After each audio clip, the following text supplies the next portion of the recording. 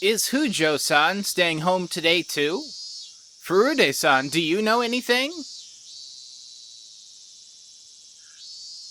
The teacher's voice wasn't critical, but Rika-chan hung her head, unable to answer, and I felt really bad for her. The teacher called Rika-chan up, and they had an exchange in hushed tones at the dais. At first, Rika-chan said that Satoko's fever had grown worse, but everyone in class knew it was a lie. Because every day, Rika-chan brought Satoko's bento with her. Satoko-chan, I wonder what happened. Don't ask me. I'm the one who wants to know most of all. It was already the third day since Satoko's first absence. Ever since then, I haven't felt good. Until just last Sunday, everything had been so much fun. I'd reached out to Satoko like a real older brother, and we spent that time quietly, but warm and comfortable. So, why had it suddenly been flipped over? The more I thought about it, the more I thought that the world had taken a turn for the worse ever since Oishi arrived. Thinking on it now, maybe the strange apprehensions plaguing me the night before Oishi arrived had been a sign. Karudo Oishi, Oshiro-sama's servant. Shit, that's impossible. They can't decide Satoko will be the cursed victim this year just because he showed up. Just what sort of slip up had I committed to cause those fun times to end so suddenly? Yes, it was the day before Oishi appeared. Shion, Mion, and Rena had spoken of the curse surrounding Satoshi and his disappearance, and it was so sinister it gave me a bad premonition. Such a small thing was the slip-up that invited Oshiro-sama's servant? It was absurd. I kept on groaning to myself that I would never accept it, ever. I obviously wasn't the only one suppressing my feelings. Mion and Rena were too. Everyone in the class was doing it. Rika-chan knew something about Satoko's situation, but she wouldn't tell us. Rika-chan had still had a calm attitude, like a cat basking in the sun. But she was being unbelievably stubborn about this whole thing. She didn't want to tell us, and that wouldn't change no matter how many times we asked her. Everyone understood this, so nobody questioned her. If Rika-chan won't talk, then we just have to wait. And she might not be talking because it's something not worth saying. There was no persuasive power in reassurance given with an anxious... Whoa. Sorry, my brain just completely blew up that sentence. Alright. There was no persuasive power in reassurance given with that anxious face. Mion was being taciturn, and just looked up at the sky with a somehow annoyed expression. I couldn't tell if she was unhappy that Rika-chan wouldn't talk about it with her own friends, or if she was being concerned over Satoko's well-being. And what about me? My anxiety was suffocating me day after day. If someone else were looking at me, then maybe I'd look annoyed like Mion did. Tap, tap. Someone tapped on my shoulder. It was that one and that one. Mahabara-san, do you have a minute? Did your ball get stuck again? You guys have to get it yourselves this time. Don't rely on the older kids for everything. I didn't feel like going along with them, so I was a little unsympathetic with my response. We heard an interesting rumor. A rumor? Yeah. I just thought it might have something to do with that. A rumor? About Satoko? They hadn't said that, but it didn't seem unrelated. They didn't want to talk in the classroom, so they pulled me behind the school building, lending further credence to that thought. The back of the school was damp and humid like always. Students didn't really come here because they wanted to. It might, however, have been the ideal location for trading rumors away from prying eyes. That one. These rumors, they're about why Satoko is absent, right? We don't know. If it has something to do with it, though, or maybe. What on earth happened to Satoko? Is she sick? Or could she be, like, really sick or injured or something? No, actually, it's the opposite. I heard my grandma saying that she came to buy some tofu at our shop yesterday. Oh. Oh, that told me That one's family runs a tofu shop, added the other one. She went shopping? To buy some tofu? My voice sounds so stupefied even I can't tell. It was understandable. I was worried about what grave illness or injury she had when the person herself had been out and about shopping for tofu. So, how was she? Did she look okay? Was she wearing a mask like she was getting better? Or was she using crutches? Or did she have bandages on her? No, there wasn't really any signs of sickness or injuries on her, but I should have felt relieved that it wasn't an illness or an injury, but my anxiety wasn't going away. Because that one and that one's expressions weren't looking any better. she apparently came by to buy one piece of soft tofu, but my grandma said it was strange. Strange? Why? What's wrong with buying soft tofu? Irritated by how roundabout they were being, I had to desperately fight that irritation from creeping into my voice. Well, Hujo and Frude live by themselves, and they don't really have that much money, right? So they only ever buy the cheaper, firmer kind of tofu. They've never bought the soft stuff. It's the most expensive things there. Soft or hard, they're both tofu, right? Maybe she just wanted to eat some great tofu or something. Well, maybe, but I knew how transparent I sounded right then. This wasn't anything trivial, it was some kind of important clue. Not the cheap, firm tofu, but the expensive, soft kind. Shopping not in the evening after school, but in the middle of the day. I couldn't figure out what those things meant. As I thought hard about it, that one took his turn to speak. me next. This is just a rumor, but apparently he's back. He? Who? Who's back? Hujo's uncle. Sato's uncle? Right, I think Coach told me about him. Their aunt and uncle had taken them in after Satoko and Satoshi lost their parents in the accident. Hujo's uncle, they say he skipped town last year, scared of Oshiro-sama's curse. He's, really scary and violent, like a gang member. Everything Coach told me came back in bits and pieces. Right. The mean aunt and uncle who had tormented them all the time. I think he said, after their aunt was beaten to death by the deviant, he ran away to his lover's house in Okonomiya for fear of the curse. Why would she be staying home from school and shopping for soft tofu in the middle of the day just because her uncle came back? My underclassman clammed up and looked downwards. There must have been some big hint buried in there. Even if I didn't understand, if I told Mion or Rena about it, maybe they'd know something. Oh, my bad. You two, you were nice enough to talk about it, and I started hammering you with questions. No, it's okay. Now we know that she hasn't been in bed this whole time, gravely ill. That's worth something, right? That might be true, but it still won't. It won't make the clouds over my mind fade away.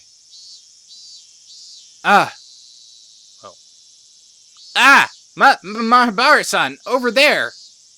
That one cried wildly, pointing over my shoulders behind me. Startled, I turned around, and way on the other side of the schoolyard, near the school gate, I saw a figure trudging forth. It's Hujo!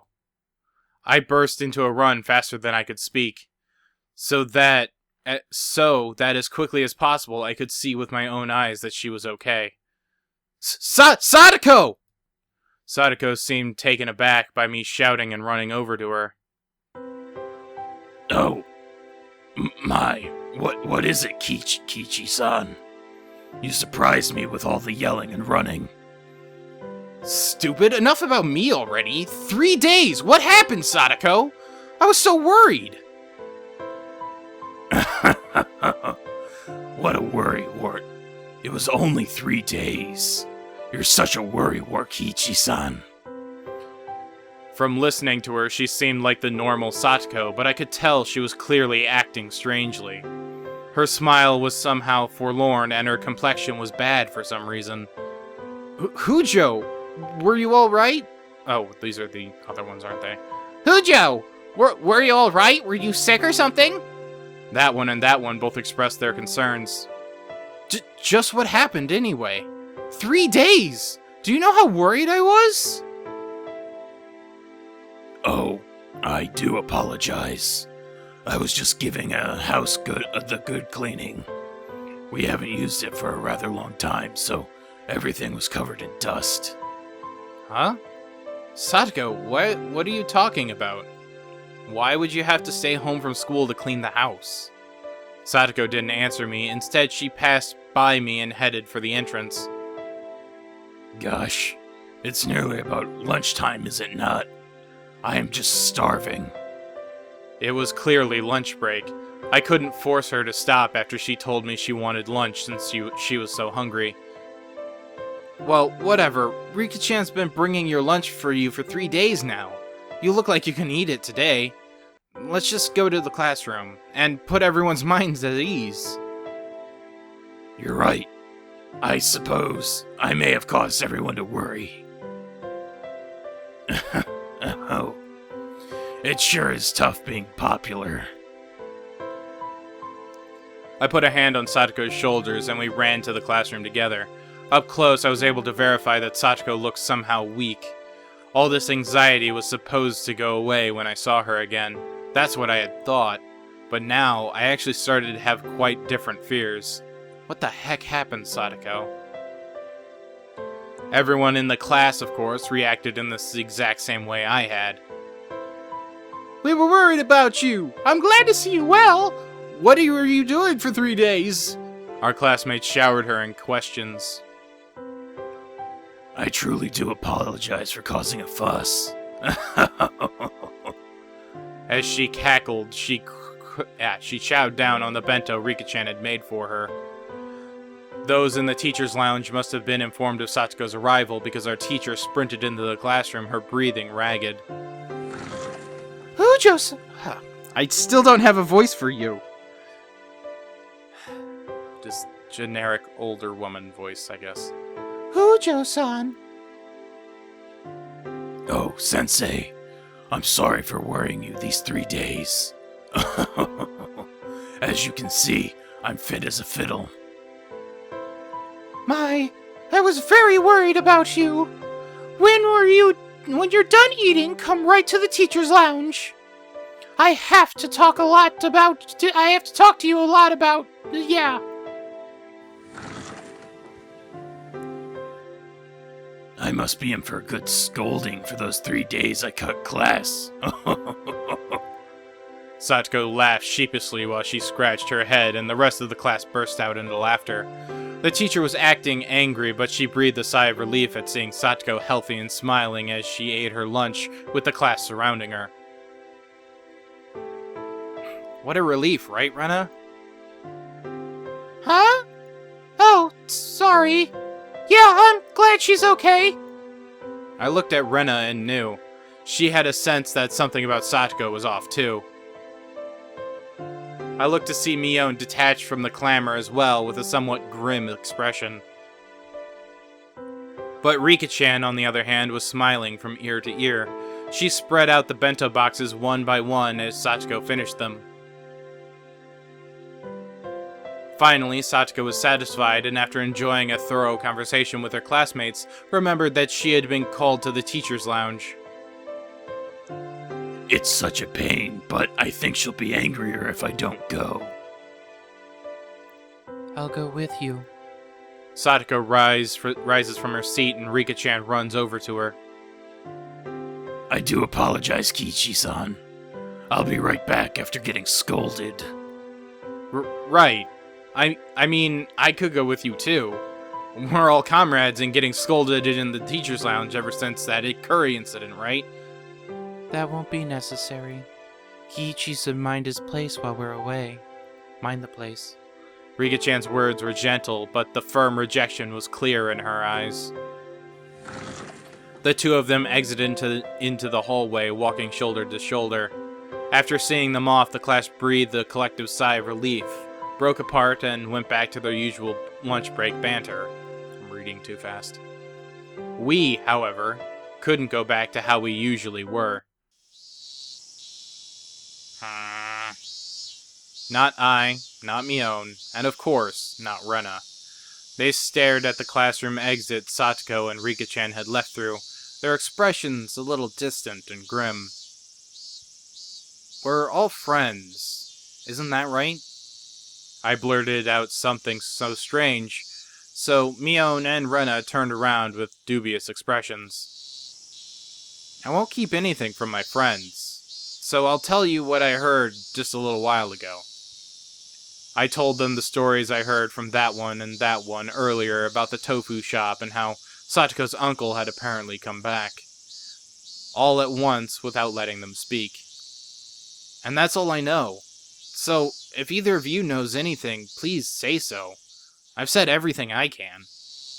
I ended my sentence firmly and looked into Mion and Rena's eyes in turn.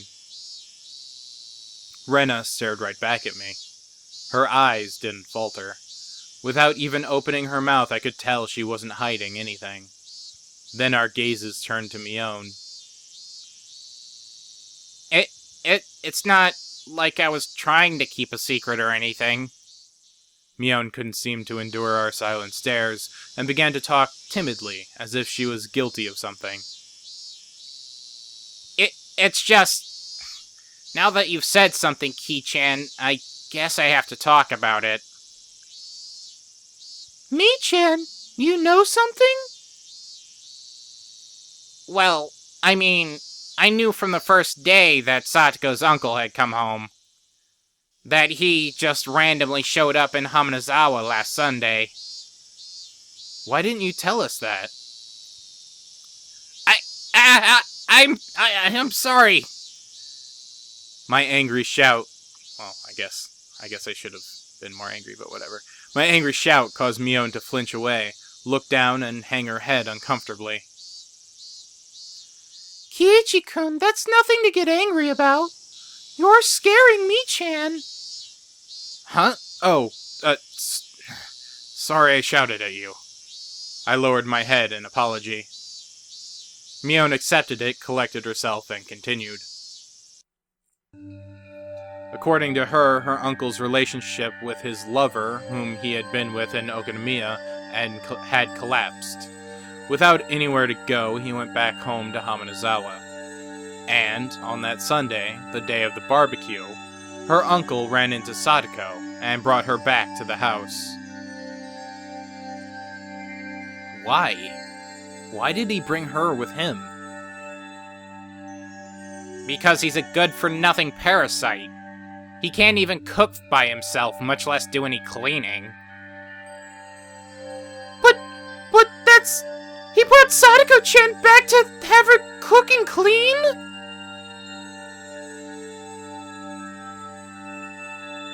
I remembered that she said she'd been cleaning the house when I met her back at the school gate.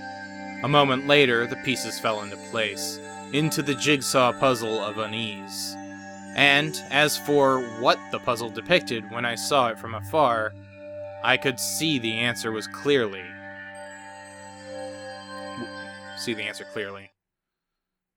Satoko was locked up at home, and tormented into doing housework? Those are the rumors?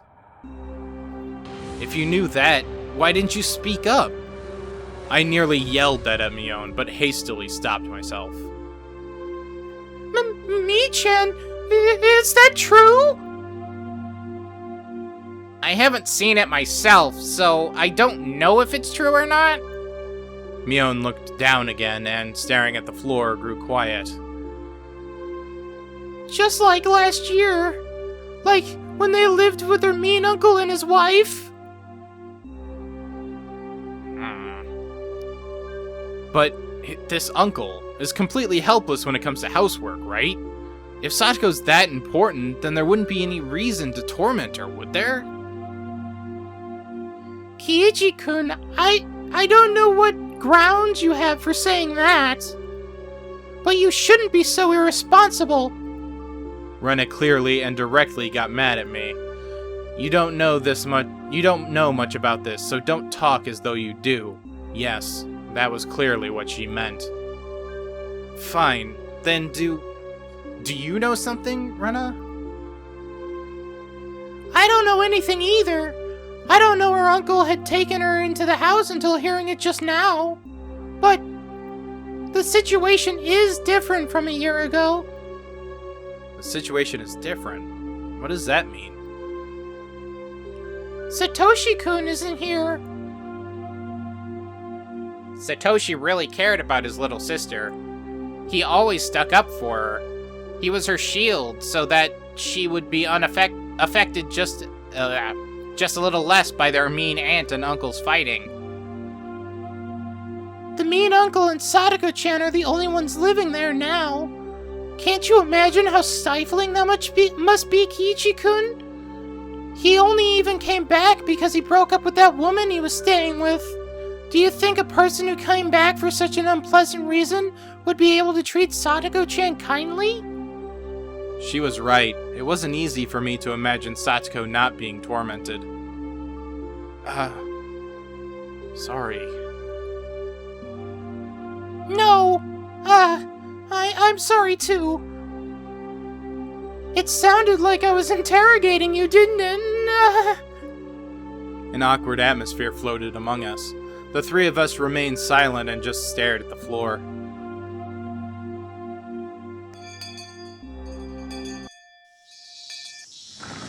Finally, we heard the principal's bell ringing.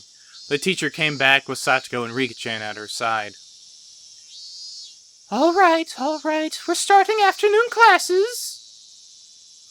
Class president, please. Everybody stand up. Oh, I'm sorry. How rude of me. I couldn't read anything from Satoko's vaguely sheepish expression, but given the clouded look Rika-chan was wearing behind her, it was tough to laugh off the disquieting story I had heard from Mion.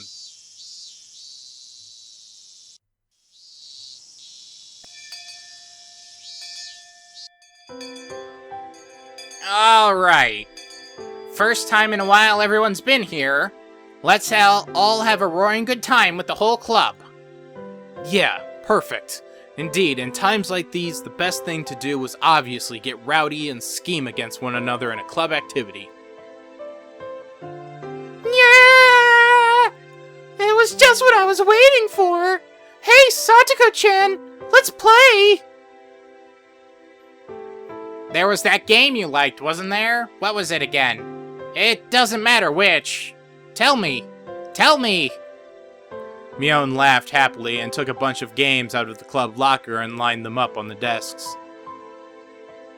I think that was the first time Mion's ever let someone else decide on a game for her. I could tell she was being especially considerate to Satoko, thinking that whatever her circumstances, if we could just enjoy our time together as a group, that might be some comfort, some diversion.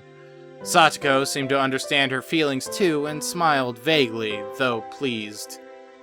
But her head slowly moved from side to side. I'm very grateful, but your feelings are enough. There are many things I need to do, so... Even Rika-chan hung her head in remorse. Hey, whoa, seriously? All the club members are here for once and we're not playing anything? Desertion in the face of the enemy. What was the punishment game for that? What part of the club constitution was that in? Stop it, Mi-chan. We can't force her to play with us. Hey, this old man isn't trying to force her or anything. I just thought it would be more fun, for sure, if we did something exciting. Really, I'm happy you feel that way. Don't worry, next we meet, you'll see. I'll get you all caught in a gigantic trap.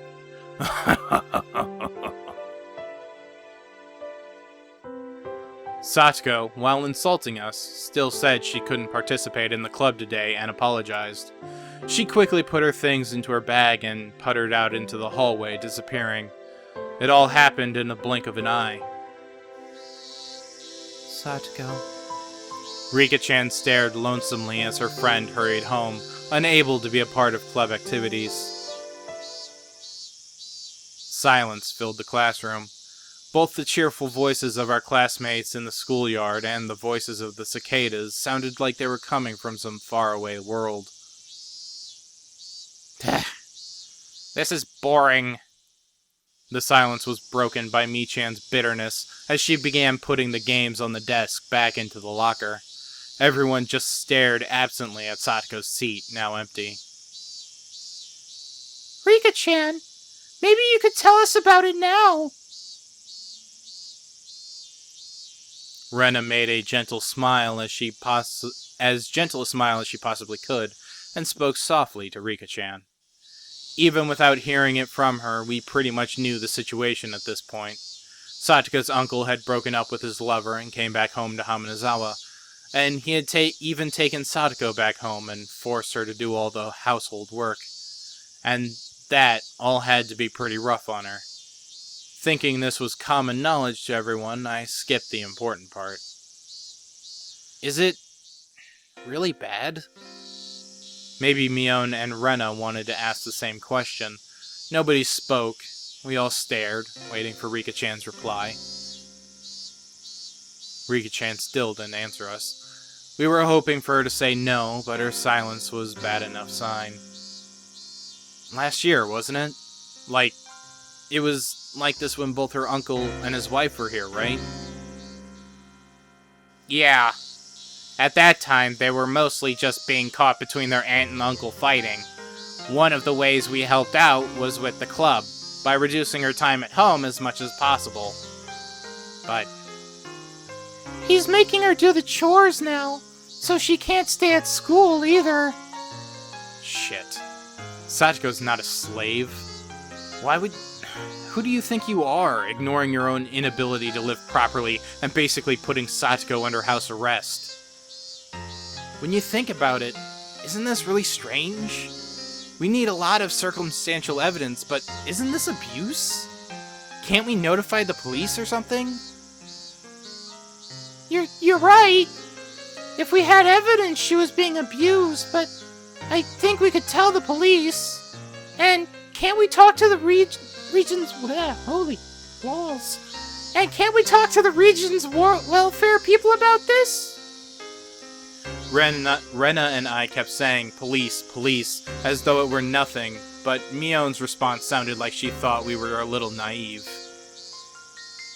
It's easy for you to say that. Have you thought about the risks of actually getting proof? What do you mean, risks? I think it was 2 winters ago. We reported it to the Child Consultation Center. We told them there was abuse happening and to do something right away. Huh? You did? What happened? A person came as soon as we called. She interviewed Satoko and Satoshi about what was going on, and their uncle and his wife, too. I can understand asking Satoko and Satoshi, but wouldn't it be not so good to talk to the aunt and uncle? They said they'd base their judgment on what they heard from both sides. Great of them, wasn't it? So, what did they decide to do? Wait and see. What? What do you mean, wait and see? The uncle really studied up on his stuff. By law, you can't call it abuse unless someone admits to assault or child neglect. They poked and prodded Satoko and Satoshi a lot, but it never left any real marks on them. They were pretty much eating 3 meals a day and had beds. And there weren't any recordings or something like that to prove they'd said or done anything that caused them psychological trauma. None of the villagers had ever actually seen them being violent either. No matter how mean you are, you wouldn't act so violent in front of other people. Nobody would. Then what happened? The welfare officer apparently went to visit on the same day each week for a while. The aunt and uncle knew they were being watched, though, and didn't torment them in any way that could stand out. Of course, that wasn't the end of it. You mean they ramped up how malicious they were being? Mion sighed and nodded. Their aunt was really damn stubborn. She's one of the most spiteful people I've ever known. Apparently, she was doing some pretty disgusting things. Satoko was like a doll that did nothing but breathe by the end of it. So, what? From that conclusion, does that mean they never should have contacted child welfare in the first place? Understand? Without proof of abuse so clear anyone could see it, there's nothing we can do. In fact, it might even make the situation worse. We messed up pretty bad. After hearing that, even public organizations, the one thing that they thought was dependable, couldn't do anything. Everyone just hung their heads. In other words, until we have clear evidence of abuse, we shouldn't notify anyone? Well, I mean, basically, yeah. I considered Satoko's current situation. She was brought back to her house. It was a little difficult to call that abuse. She was being tormented and forced to do the chores.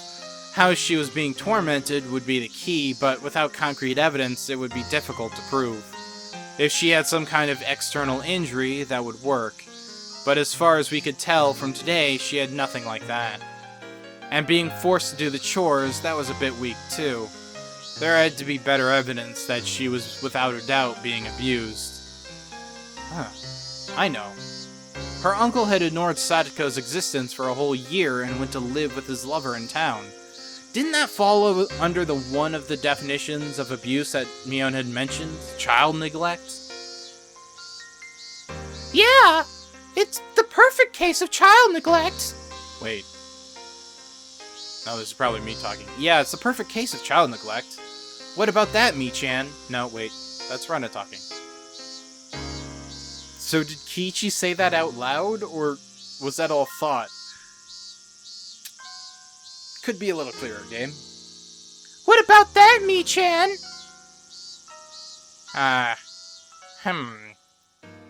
If her uncle weren't here now, it would be recognized as child neglect.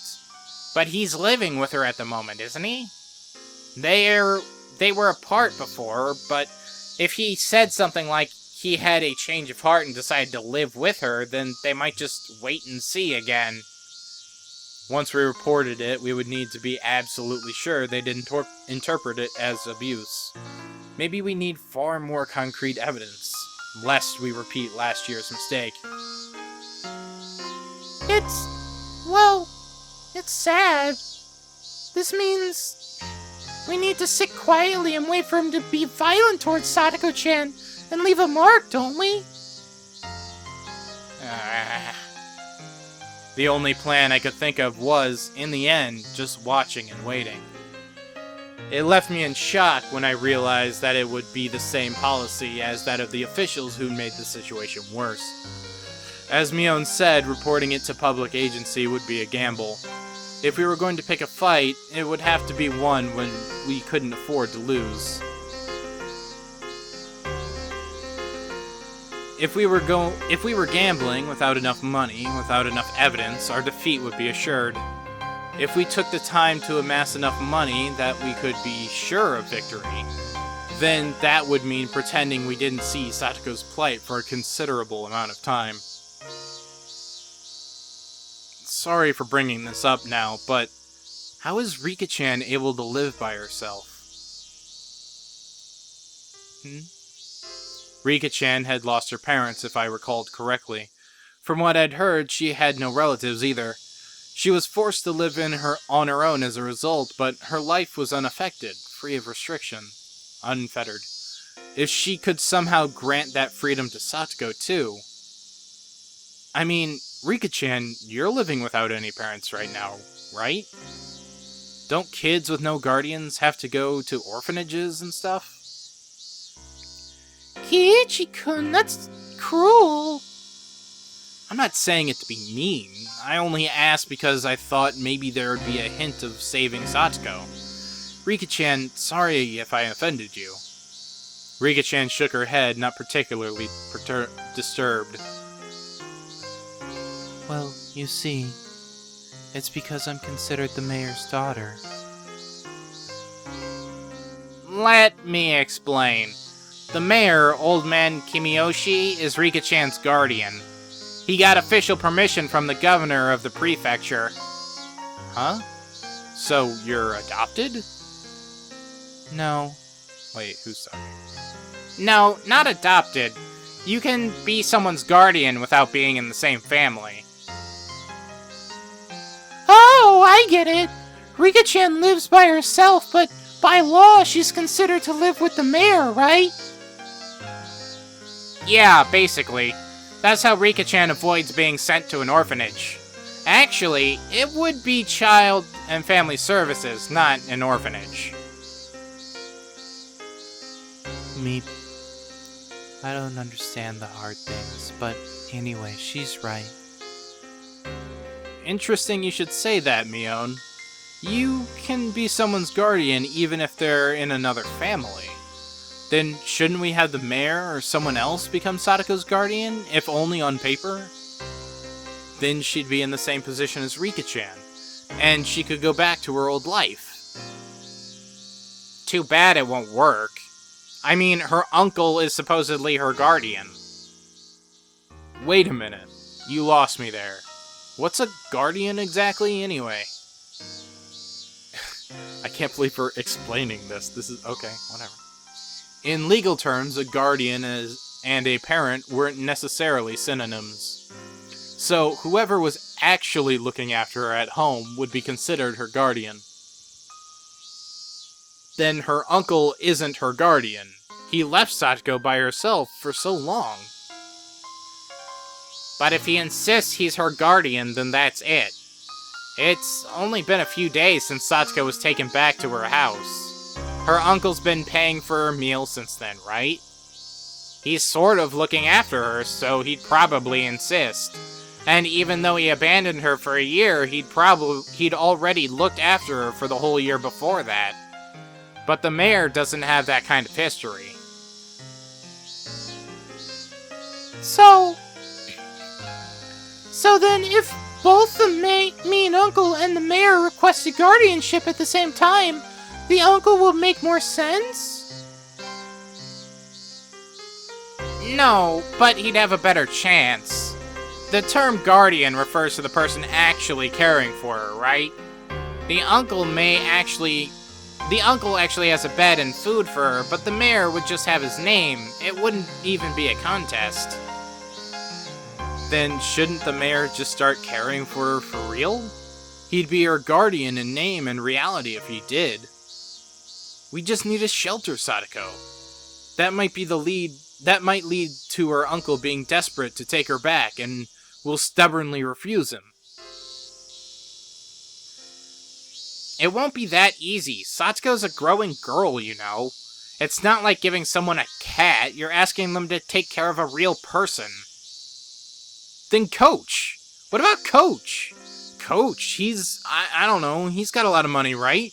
He's even said it himself. Even if he's not a real father, Coach could become her guardian. He'd be great at taking care of her. Stop that! Stop thinking of Satsuko like a pet. All you're doing is talking about pushing her onto someone else. You need to think more seriously about how much responsibility it is to take care of another human being. Did you ask him?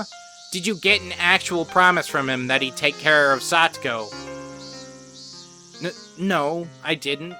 But Coach would definitely say yes. Well, fine. Even considering the 0% probability of Coach saying it was okay, then what? It still wouldn't work. He couldn't become a guardian all by himself. Ugh.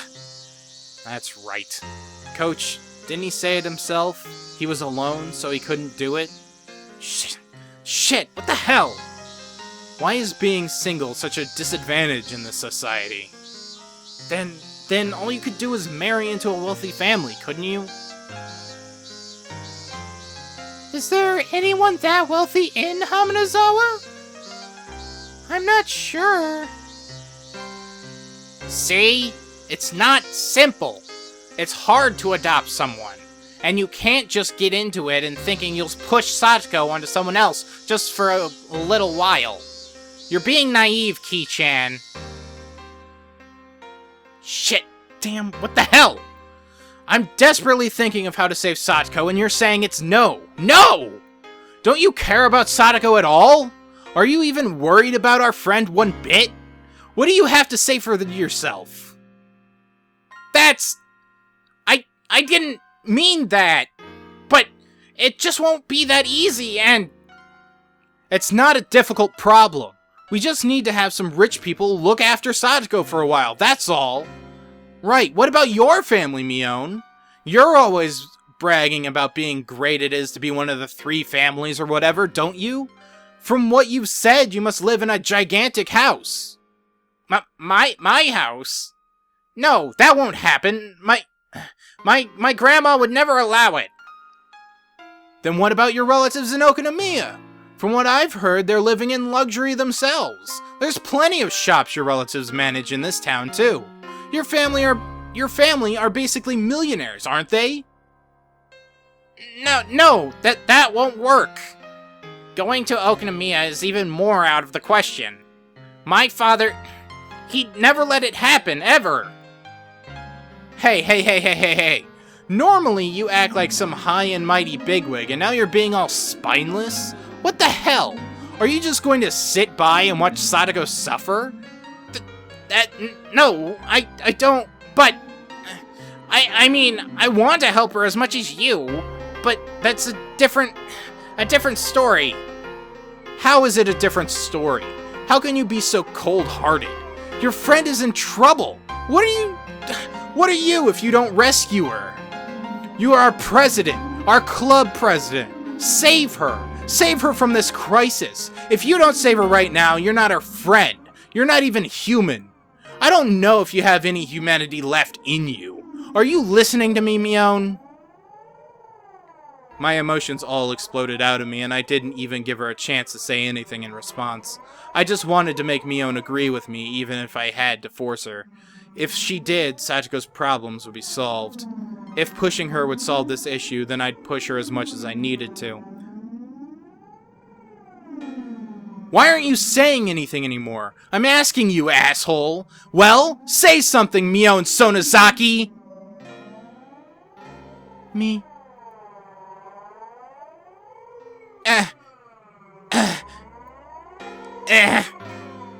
Mion, looking down with a grim face, began sobbing. Her hands were clenched into trembling fists, and she rubbed her eyes to wipe away the tears. Was what I said actually that mean? This isn't the time to cry. We're in the gambling room right now, and we have to do something to save Satoko. And, as I thought that, Rena spoke, her voice cold and incredibly calm. Kiichi-kun, if Michan's family won't work, then what if we look for another wealthy family? I know someone in Hamanazawa who lives in a nice big house. Who's that? Oh, come on. You've got a splendid family, and you're leaving it out of things? My family? My family is... Your friend's right. Save her, Kiichi-kun. Michan is cold-hearted, after all. Since you are so considerate towards friends, you should lead by example. Just the 3 of you living in that huge house, right? Then you probably got plenty of spare rooms. You should just give a few of the empty ones to Satoko-chan. And then her worries would be all over. What's this? We're done already? That was pretty quick. Okay, great. Congratulations on solving the problem. Then, are we done here for today? I'm going home. Hooray, hooray. Maybe I'll go treasure hunting. I haven't done that in a while. I was so worried about Satoko-chan until now that I didn't feel like going to play at all. I wonder what I'll find today. Oh. Say something, will you? Why am I the only one talking? Say something! You bastard! Are you listening, Kiichi Mahabara? Even the cicadas seemed to cower in fear. Rena, her shoulders bobbing up and down, and me, who had forgotten to breathe. Mion, whose face had gone completely pale, and Rika-chan, who was keeping silent as if nothing had happened. The atmosphere in the classroom grew tight and stiff, and it petrified us where we stood. Rattle. The sound of a chair as Rena sat back down after having stood up finally allowed everyone present to take a breath. Rena had shown me just how much I'd hurt Mion. Rena's scary. After a few moments, Rika-chan cut into the frozen air. Yeah, I'm sorry, Rika-chan. Mi-chan, I'm sorry to you too. I don't have to apologize to you, do I, Kiichi-kun? Yeah. I'm sorry. I'm sorry for being so unreasonable. Were you saying all of that to me before? You said it while glaring at Mi-chan, so I totally thought you were talking to her. Rena had such strength that you wouldn't have imagined it normally. All I did was spout terrible things as a wave of violent fury passed over me. I couldn't contend with her. Mion, I'm sorry. I lost my cool. Come to think of it, I didn't understand what had gotten me that riled up. I thought of myself as Satoko's Nini, so I only had good intentions, that I'd think about it a little harder than everyone else, and yet...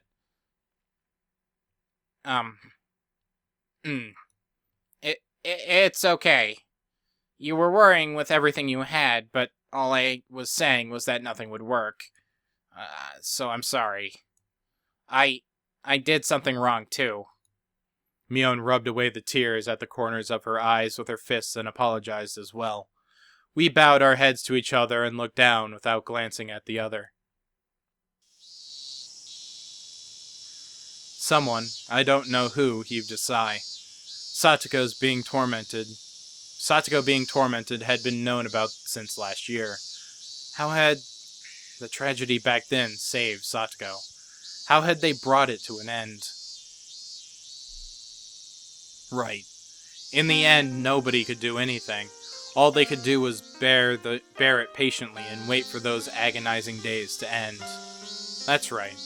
The ones who brought an end to those terrible days was some crazy drug addict nobody knew. On the night of Watanagashi last year, their mean aunt had been beaten to death, but it hadn't been done to save Satsuko or Satoshi. Right. It was really just a coincidence. Satsuko's friends, who needed to do something for her most of all, could do nothing. The incident may have been a tragic one, but from Satsuko's viewpoint, it was nothing less than a miracle.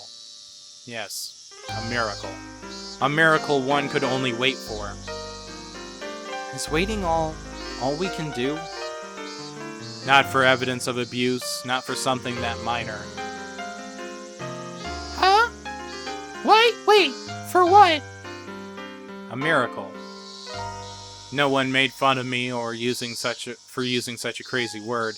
We couldn't come up with any solutions, so it was the only thing we could do. We're powerless. That one word Mion dropped was the finishing blow. It was hot. My body was sticky with sweat. The worst month, June.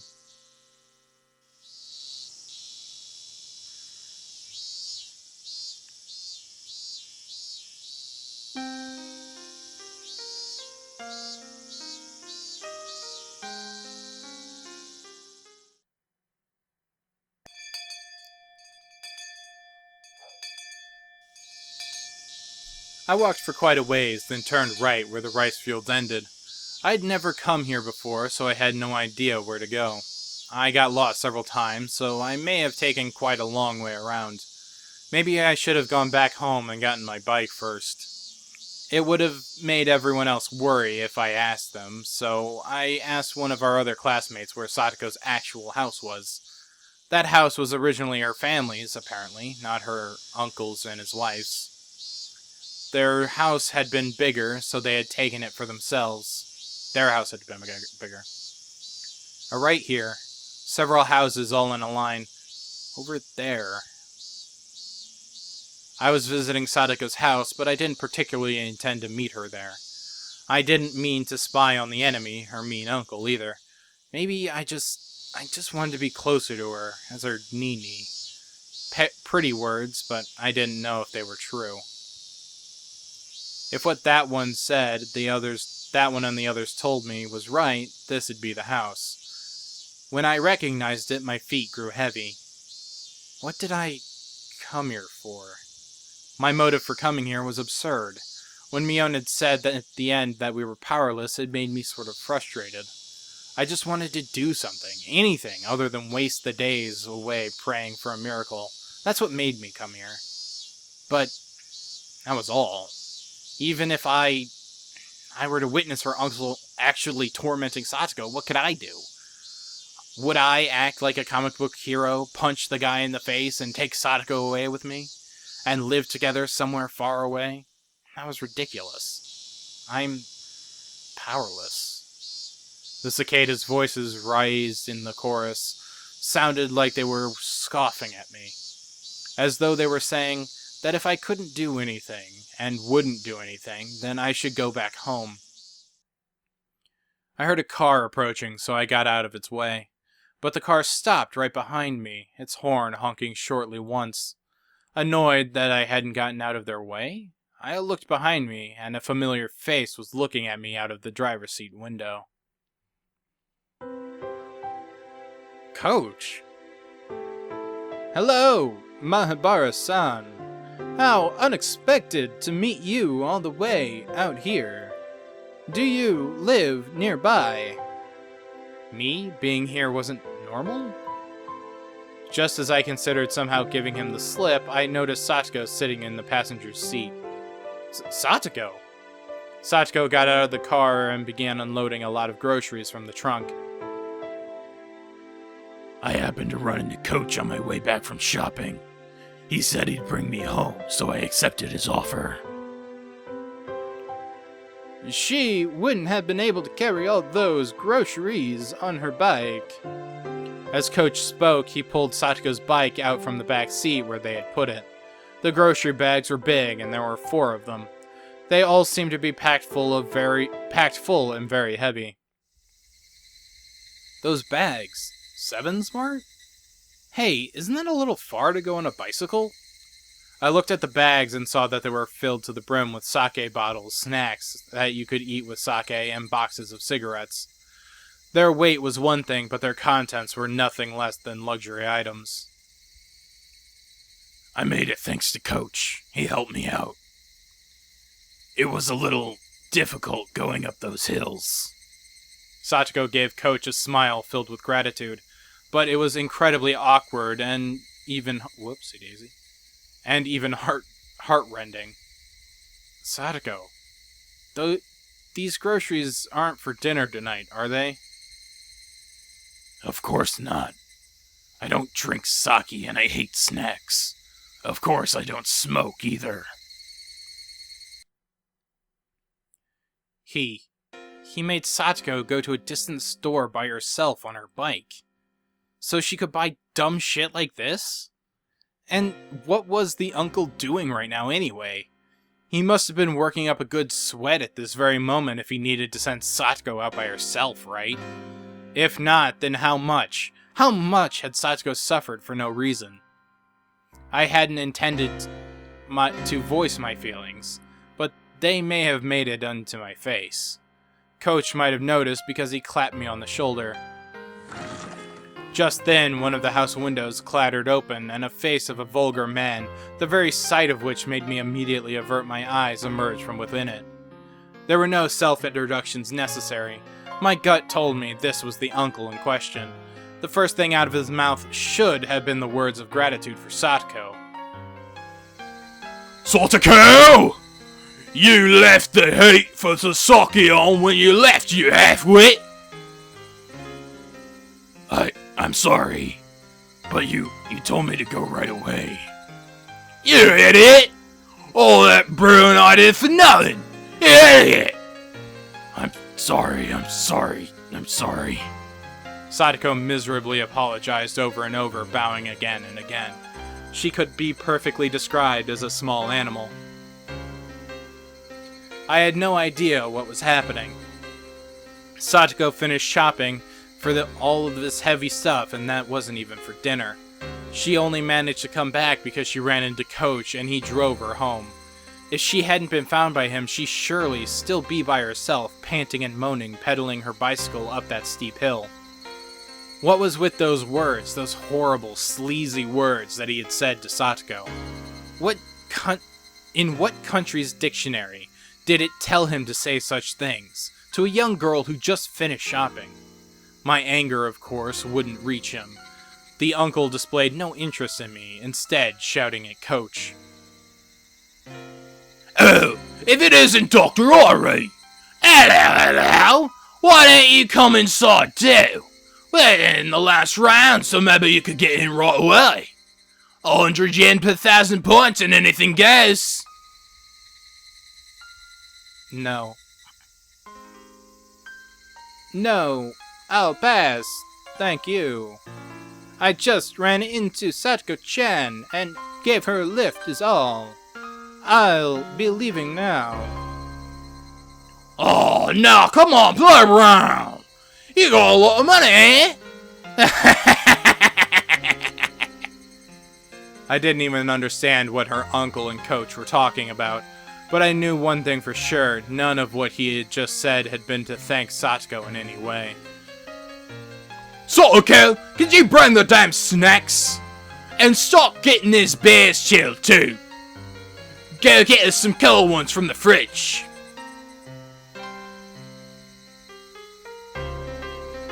Tichin, you're so harsh on her. She looks so sad, and you could take better care of her. This is how I gotta treat her. She's been like this since she was with my bro. Spoiler, and she ain't gonna listen to the damn thing you say. Shit. Whatever, it's your job, Tickin. Tsubaki-san declared Richi too. Sorry. What? You were Richi again, Tsubaki? It looked like it wasn't just her uncle, some of his friends were over. Hey, wait. What was he... No, what were they doing? Flinging rude words left and right, making Satoko go shopping for your beer. What were they doing? My uncle's friends came in from town, and they're playing mahjong. He told me to prepare dinner for them as well. What the hell? Mahjong? He called his friends over for mahjong. They were too busy playing, so they sent Satoko to buy them a crapload of beer from a faraway store? And the first thing he said to her was how she left the gas on. What the hell? What the hell? What the hell? What does this guy think he's doing? Who could get lost in some dumb game of mahjong and send Satoko to buy all this stuff? Even though Coach was listening, he pretended not to hear. There was a line of heavy-looking shopping bags lined up on the ground next to the trunk. Mahabara-san, you help too, please. You're a boy. You get to carry this heavy one. Coach! You're gonna let this slide? This is completely...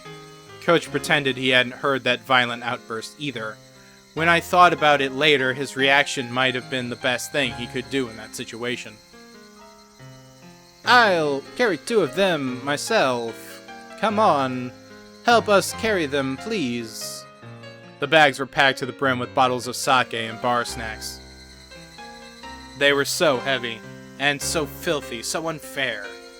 And they weren't just heavy in terms of weight. They made me feel mortified. Nothing could have been heavier than that. Kiichi-san, there's no need to push yourself. I'll carry it. Satoko mistook my biting back, the humiliation as grimacing under the weight, and offered to help. Stupid. Don't underestimate me. Satoko had never looked down on my physical strength in the slightest. Ugh. Coach, I'm sorry for you too. It must be heavy. No, not at all, answered Coach. No, not at all, answered Coach, smiling vaguely. Coolly. But I, and I alone, knew. Coach was an adult, so he just knew how to keep his feelings from showing. There was even more anger than I was feeling burning deep in his eyes. Well, it is heavy. Shit.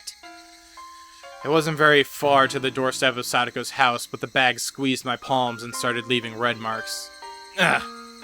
Fury welled up in me and the back of my throat stung, but even if it all came gushing out, it wouldn't solve anything.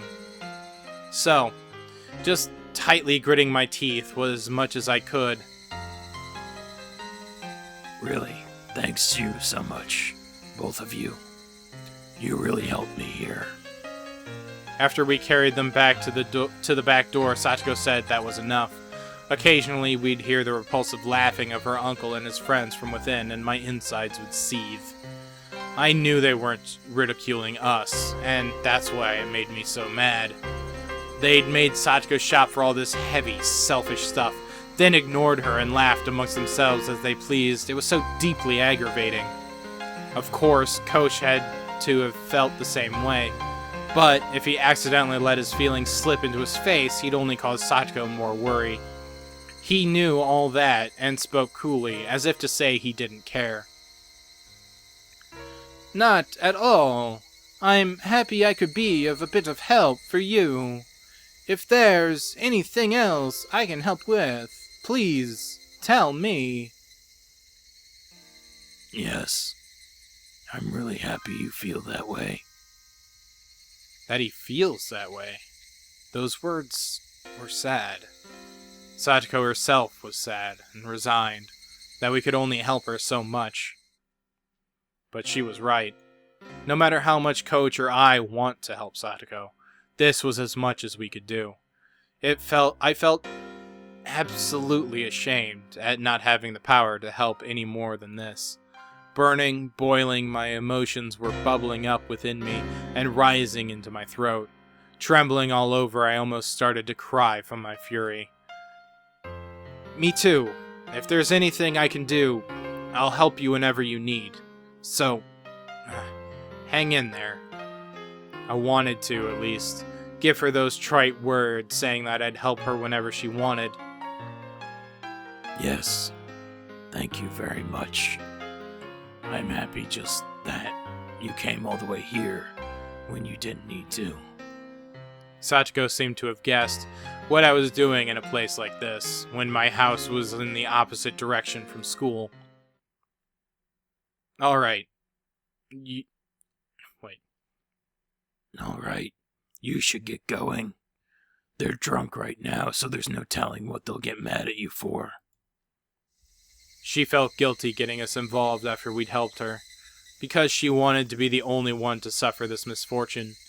That's how it looked, and it hurt.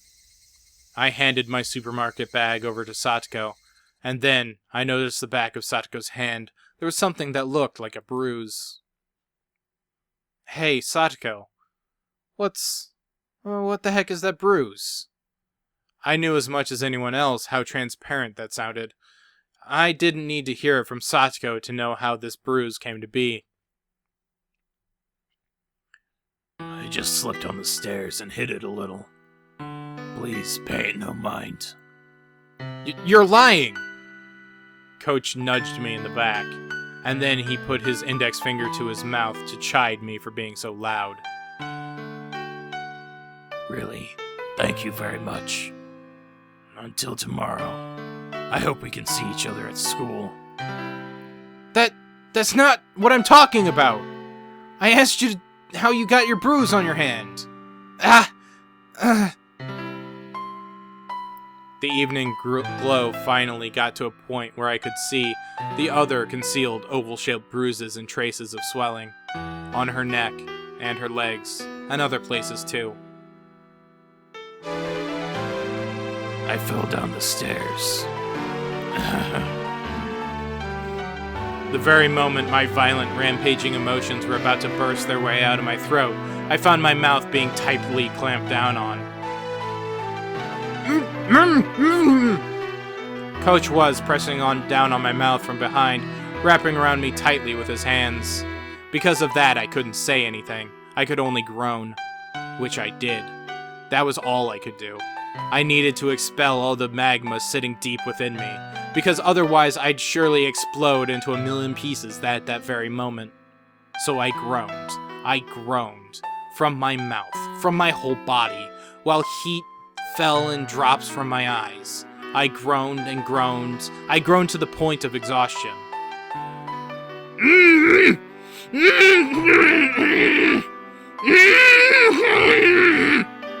I wrung absolutely everything out of myself. Even having lost my voice, I was still wringing it all out. I understand how you feel. I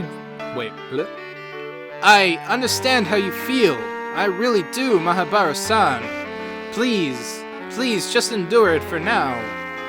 Please, I am asking you, Mahabara-san. Endure it for now? And then what, huh? So what would happen to her, to Satoko? Her body and mind were wounded, and she was being made to suffer like this. Can you let me howl in vain at that? Is that it, Coach? Are we this powerless? So powerless that we can't even fucking scream from the bottom of our hearts?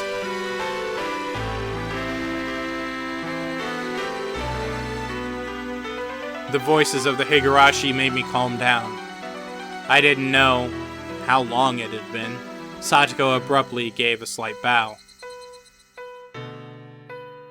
Thank you very much, Kiichi-san. Satoko! You looked a lot like my real Nini just now. My real Nini may not be here anymore, but I have another Nini named Kiichi-san. Yeah, you got it. I'm your Nini. And when you're in pain, I'll help you no matter what. Your Nini will rescue you for sure. Satoshi Hujo, you fucking idiot. If not now, then when? Satoko, she's never been in more pain in her life.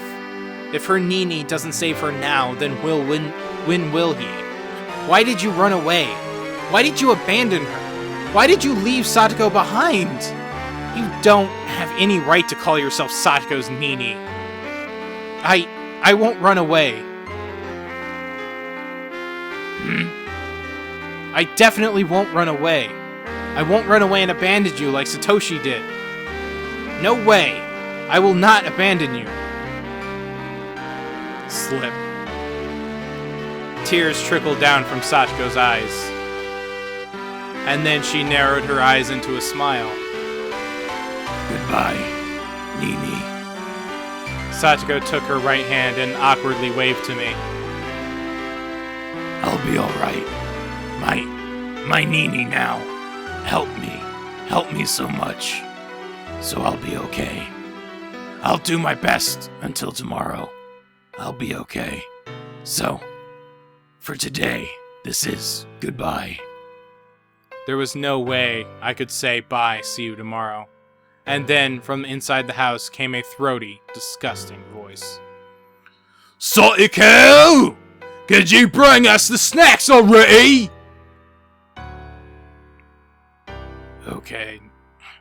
Okay, Nini. Get going already. I'll be fine now. Hurry. Let's go, Mahabara-san. Staying any longer than this would be a bother to Satoko-chan. Coach, Nini's house is a little far away. I'm sorry to ask you this, but could you take him home? Yes, I'll do that.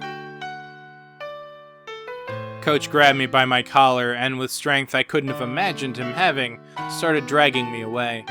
And I, unable to oppose him, started getting further away from Satoko.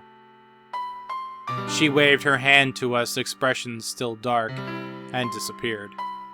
I missed that last sentence.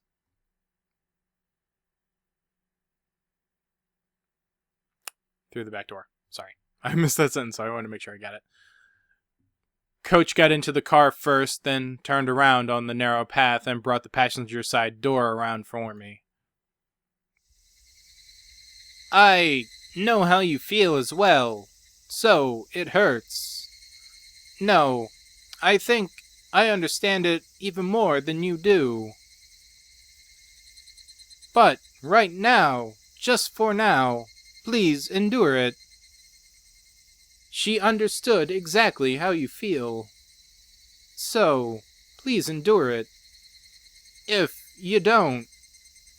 I know already. I'm sorry. Thank you for before. I meekly got into the passenger's seat. The car accelerated quietly and Sachiko's house grew further and further away in the rearview mirror. We made a wide turn and then I couldn't see her house anymore. Is your house that far away? It's in the other direction from school, isn't it? I didn't bother to reply. I would have been hard-pressed to give him an answer as to why I was at Sachiko's house. Coach didn't say anything anymore either. For a while, the two of us were silent, the only sounds from the gravel spraying over the road as we drove. I remembered how Rena said things were different than last year, and at the time, she had said Satoshi was with her. Satoshi protected Satoko, so that less of the sparks fell onto her. But now Satoshi isn't here. Yes, that's the unfortunate truth. Coach seemed to understand what I really meant when I said that. It's a terribly sad, cruel story, but there's a limit to our resolve, our efforts, and our assistance. It sounded like an excuse, but he was right. Even if Coach and I wanted to be people Satoko could depend on, that was all. It ended at the front door. No matter how much I shouted that I would be her Nini, no matter how much I shouted that I wouldn't abandon her, and no matter how much Satoko called me Nini, I couldn't do any more than that. Where on earth could Satoshi have gone? Right, Satoshi was another story. Her actual brother, Satoshi, he was in a position to protect her far, far better than we ever could. That was the cold, sad truth of the massive gulf between Satoshi and us. I wonder what he's been doing lately. Satoshi left home. I didn't know why. Maybe it was because of Ushiro-sama's curse, or he disappeared or something. In any case, he wasn't beside Satoko right now. At the time Satoko needed him to protect her most, he wasn't here. Why isn't he here? Satoko needs him now more than ever. A lot of people talk about Ushiro-sama's curse, but the only thing I can say is that he ran away. One of my friends said that one day he just never came back. He ran away without even leaving so much as a note for his sister? Satoshi-kun had been doing part-time jobs a lot. At the time, Satoko-chan really wanted this huge stuffed animal. It ended up costing a lot, so he was doing all sorts of part-time jobs in order to afford it. He felt so strongly about it. Everyone was whispering about how he at least wanted to get his sister a nice birthday present, since she was being made to live such a pitiful life with her uncle and his wife. In the end, he didn't get the present. Satoshi-kun disappeared, and the police looked long and hard. They found out that Satoshi-kun had withdrawn all of his savings himself on the day he left. After checking all over, they began to think that he may have used his savings to go to Tokyo. Tokyo? For what? Again, all I can say was that he ran away. He saved up all that money so he could run away? Was he that selfish? But how could he just leave Satoko behind? If he was going to run away anyway, he should have brought Satoko with him. Even now, Coach was still calm. He wasn't trying to pour any oil on the fire of my anger at all. He just waited until my anger naturally subsided. After listening to the gravel being crushed under the wheels for a while, Coach spoke abruptly. Please, understand. Satoko-chan, left behind, arrived at the same conclusion. I'm a burden to my brother. That's why he abandoned me. He didn't take her with him when he left. How terrible must Satoko have felt being betrayed by the brother she loved so much. But Satoko-chan was a very strong person.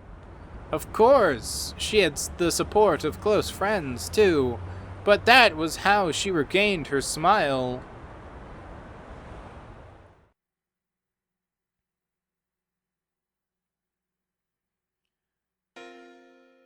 I recalled how Satoko had spoken of Satoshi so brightly when I was eating dinner with her and Rika-chan a few days ago.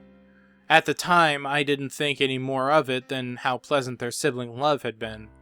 But now that I think about it, I realized it was like she was peering into the distance from atop a pile of tragic perseverance.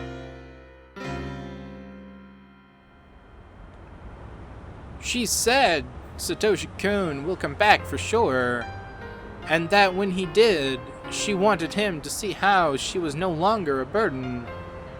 Sadako isn't a burden. She's way better at day-to-day living than me, and she can pretty much do anything. I mean, she might fall behind Rena or Rika-chan in certain aspects, but she's way more of an adult than most people.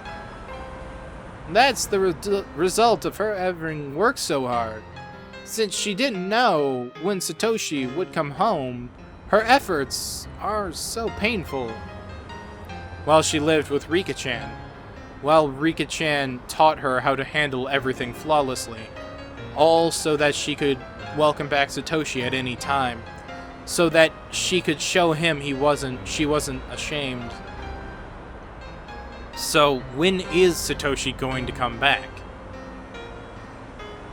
I asked Coach, but knew he wouldn't be able to answer. In any case, Satoshi ran away. He left Satoko and ran away from Haminazawa. Someone said that when you leave Haminazawa and run away, Oshiro-sama's curse gets you, right? Then, that made sense. Satoshi running away and his disappearance, that would obviously mean people thought it was the curse, right? And they could smile, as though it were his own fault, as though he'd gotten what he deserved.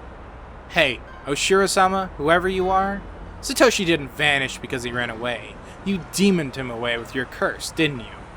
If that's not what happened, then I couldn't forgive him. When did Satoshi run away? The night of the Tanagashi festival last year, when their aunt was killed by that deviant. It was a few days after that, on Satoko-chan's birthday. On Satoko's birthday? Bang. I slammed my hands onto the dashboard in front of me with all my might. Satoshi, of all the days, he could have chosen to run away. Their aunt just died a few days before, didn't she? All your days of suffering were about to end, weren't they? You were just about to start thinking about a new life, weren't you? It was wrong to be happy about someone dying, but for Satoko and her brother, her birthday had come at a critical turning point. Their mean uncle had fled town, and the siblings would be left alone. They should have been able to be happy about that. On Satoko's birthday! Satoko was probably waiting for her brother to return the whole time. Waiting for her brother to return when he never did. Waiting with bated breath for her brother to return, her hopes and dreams of a new life to come growing ever larger. But no matter how long she waited, he didn't come back. He didn't even contact her. Satoko, trembling in anticipation of a great present, just when would she have to face the cold, terrible truth? Satoshi, you fucking idiot. I could feel my blood rising into my head in my anger at Satoshi. I was frustrated. I was aggravated. I could never forgive him. Satoko still respected and adored her brother, and yet he so heartlessly betrayed her. Such a person wouldn't just come back, now when he was most needed. Yes, no one would protect her. Not even her real brother, Satoshi. So when she started to see you as her Nini, I was happy. Huh? I pray for Satoko-chan's happiness as well, but I have a position in society and a job to do every day. I have little time I can devote to Satoko-chan, but you're different. You go to school with her, and you're closer to her and Satoshi-kun in age. I know you think you can only do so much, but you're in a position where you can give Satoko-chan a hand much better than I can. So, I want you to help her, enough for the both of us. That's what I wish for. But that's... Coach, you could... Of course, with my job skills, there are plenty of things I can help her with. But in the same way, there are things only you can do for her. What I want to say is, we should both perform in every way we can. Was that a little too complicated? Coach added that, but I shook my head in response. When I heard him say he had job skills, it reminded me that he was an adult, in a different position from all of us. Maybe I should ask him about it. Oh, Coach, do you know a lot about laws? No, I know even less than the average person. Why? I thought back to when I argued with Mion and the others about Satoko. Our children's argument had only left us with the conclusion that we had to wait and see, but what would an adult think? What was it? The child welfare law? As an emergency measure to secure the safety of a juvenile? Wait, this is probably Coach. The child welfare law, as an emergency measure to secure the safety of a juvenile, they can force him or her to separate from the parents. They can do that? So then we could rescue Satoko from her uncle right away. Satoko-chan might not want that. Unless the person being abused wants shelter anyway, it doesn't go that far. Satoko doesn't want it. Why? Coach didn't answer me. I didn't know why he didn't. It was clear as day that Satoko's uncle was being violent and treating her like a slave. So then why? I clamped down on my frenzied emotions and waited intently for Coach to answer. But he never did. It wasn't like he was pretending he hadn't heard me. If I had to say, it was more like he wanted to explain, but couldn't put it into the right words. Satoko-chan probably thinks of this abuse as a trial. A trial? This isn't some weird religion we're talking about. You might know this, but Satoshi-kun always looked out for Satoko-chan. She always relied on him, almost as though she was utterly dependent on him. I'd known for a while that Satoshi had always protected Satoko from their aunt and uncle, but that was his duty as an older brother, not something to worry about. I think that may have traumatized her. Maybe she figured that depending so heavily on her brother had made him hate her. And for Satoko, the current situation was a retelling of the story of a little over a year ago. But this time, Satoshi wasn't here. So, I believe that now, she thinks something like this. She wants to overcome this trial by herself, without relying on anyone else. And that if she doesn't grow strong, then Satoshi-kun will never return. Now that he mentioned it, Satoko had never said a word about how hard it had been before. I figured she was being threatened not to talk about it, but I talked with everyone and we were wondering if we should report to the Child Consultation Center. I have heard that a social worker was visiting Satoko-chan last year. Yeah, in the end, they decided to wait and see, and we thought maybe that made her get more tormented even more. That was, apparently, Satoko-chan reported it herself, and as a result, the abuse worsened, but it was kept out of sight. She was under even more torment, and the burden on Satoshi-kun for protecting her rose considerably. Huh? Could Satoko... She wouldn't be thinking it's her own fault for reporting it, would she? Coach nodded quietly. Satoko-chan would probably either hate it if you suggested reporting the abuse or feign courage and say you didn't need to. And even if you reported it in secret, she'd probably insist to the social worker that she wasn't being abused. Sachiko always acts tough and doesn't readily admit defeat, so I could imagine that easily. And there are strict limitations on this emergency measure. The Child Consultation Center would need permission from both the court and from the concerned party. If the abuse was ever known to the public, they could forcibly shelter her, and even if she denied it, for Satoko-chan, that would probably mean losing. This wasn't about winning or losing. This is real life. Satoko, she's... Back on topic. After they place her under their protection, she would be sent to a child care institution or the like, and she would basically be living there, so it would mean moving away. And with the change in residence would come a change in schools too.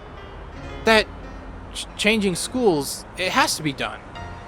If that's what it'll take for her to be safe. Satoko-chan understands all those things. All the more reason for her not to want it. Why? Because Satoko-chan's reason for living is to wait at that house for Satoshi-kun to return. She was a husk, an empty shell after being abandoned by her brother. How did she find her reason to live? Try looking at it from Satoko-chan's point of view, rather than your own. I felt like he was trying to confuse me with that hard-to-understand roundabout way of talking, so unique to adults. The point was that I couldn't do anything about Satoko wanting to stay in that house, and that I should watch until she gives in. In the end, no matter what I said, Coach himself was saying to wait and see. I don't understand. What? If I feel that Satoko is really in danger, I will report it without anyone's opinion. She might not be happy with the result, and she might hate me for it, but I believe that will ultimately be what brings Satoko happiness. Coach turned to me and gazed fixedly into my eyes. It was written all over his face. He was shocked. And what such a young kid had what such a young kid had said. Okay, whatever. Why would you go that far? Coach, no, rather, normal adults might not have understood. So I taught him the creed and values that I believed in. Satoko is my friend, and I'm Satoko's Nini. Isn't that enough of a reason? I stared at him with a will strong and unbreakable as steel as his eyes betrayed a tiny bit of unrest. No! Of course that's enough. We were silent for a little while until finally Coach said only that. Didn't we make a promise? I'm sorry, what? No, this is Coach talking. That we weren't ever going to let Satoko cry. We made a vow on the day of the barbecue party. I didn't think about it hard at all, but Coach and I had still made a promise. That we wouldn't ever let Satoko cry. Coach gave a dry grin of regret, immediately apologizing for not remembering. Oh wait, no, that was backwards. Whatever. One way or another, when he grinned like that, it made me think that that his enthusiasm for saving Satoko was a tiny bit smaller than mine. He lightly hit the brakes, making a skidding noise, and leaned forward. Could that be your house there? Oh, right. Mahabara-san would live at the Mahabara residence, wouldn't he? Before I knew it, we were almost to my house.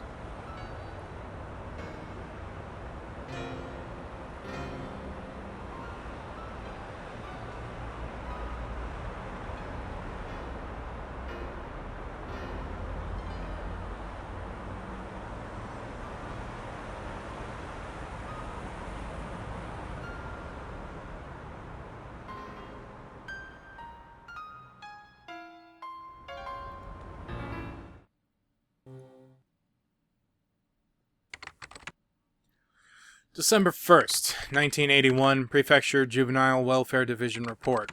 Do not view, do not duplicate.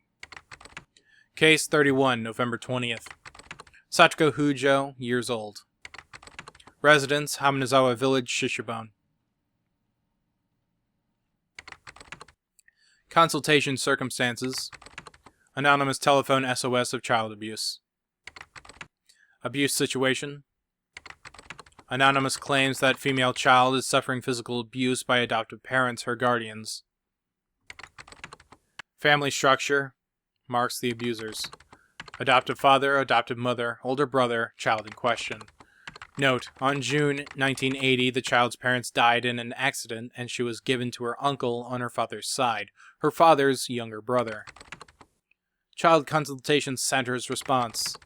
On the day of the anonymous telephone consultation, the center called the child's school and asked of her situation. The next day, the welfare officer on duty visited the child's home and heard what they had to say. Both adoptive parents agreed to the center's coaching, contacted an anti-abuse network in the city. As a part of the suggested coaching, a district welfare officer in the area began visiting for coaching at fixed intervals. The scrawled note below is stapled to the report. Related information from former official Mr. W. Refer to 1977 document D2-3, number 44. Ask Chief Investigator F from the city's education consultation offices. He is well informed about it.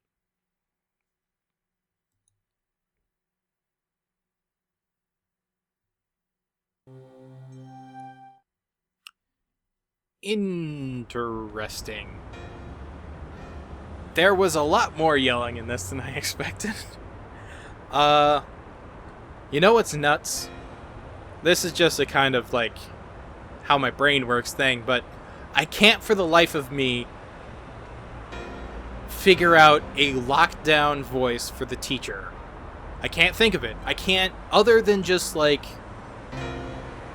that adult female voice that I attribute to a lot of people who aren't Rena. I can't think of her voice at all. But Satoko's uncle, the moment he was described, the moment he was about to speak, it was always going to be grimy, British, Cockney piece of shit. Like, I can't. Like, it's just, boom, there, that's his voice. It will not change, and it will stay the same. But I still can't get the teacher down. I don't know. Like, without making her voice just something ridiculous, I don't know what her voice should be. But his voice, done. Got it. It's also gravelly, so it kind of feels like the Satoko line has that kind of gravel to their voice that Satoko has. And it's like, hey, I don't know. Some things just come out of the blue, and other things I have to, like, actually think on forever. So, and, like, the teacher has so few lines in each thing, and she only in this one actually gets a character portrait, that it's, like, it's super hard. It's weird. Theories and speculation time. I still like my theory from the last one. A commenter brought up a counterpoint, obviously, and while, you know, everyone's entitled to their opinion. I'm not going to shoot his down because honestly, I don't know. I fully intend my theory to be proven completely wrong. I'm just saying it would be an interesting story turning point for this particular story. Though, if I wanted to amend it a little bit, having Oishi not be a part of it, but definitely having Oishi's probably tracking the uncle. Like, Oishi's probably in town for the uncle. He's trying to get at him for something. Maybe related, maybe unrelated, but I don't think Oishi's particularly here exactly for Sadako, but more for the uncle, because it all has to do with the uncle coming back and him being a general piece of shit. Because he seems like the kind of person that, even unrelated to the curse and whatever, he's a piece of shit, and he probably is under suspicion of being arrested for something. As to anything new being added to particular theories from this episode, not really. It's just a confirmation that, yes, Satoko's uncle is back. Yes, Satoko's uncle is a piece of shit. Satoko's feeling shitty. What could I see for possible outcomes? Several. I could see several people trying to kill Satoko's uncle. I could see Satoko killing Satoko's uncle at this point. Like, fuck. If Satoko's uncle makes it out of this story alive, I will be surprised. That fucker has to die. It's either going to be Kiichi, Satoko herself, Rena, or Coach, or maybe even Oishi. I could see almost all the main characters of this story, except maybe Rika-chan. Rika has a streak in her. Rika could probably kill him. But, like, that fucking uncle, he's gonna die. If he doesn't die, I will be surprised. I will be legitimately flabbergasted if the uncle does not die. And making him... I'm out for blood a little bit. Also, a fun side note is that Kiichi-kun just... I say Kiichi-kun because I like saying Kiichi-kun in Rena's voice. Kiichi-kun! That Kiichi just kind of started, like, in the yelling stuff, just started talking like me. You fucking idiot! You piece of shit! Motherfucker! Just cursing left and right, throwing them all out there. But when he was yelling at Mion, oh jeez, that was harsh.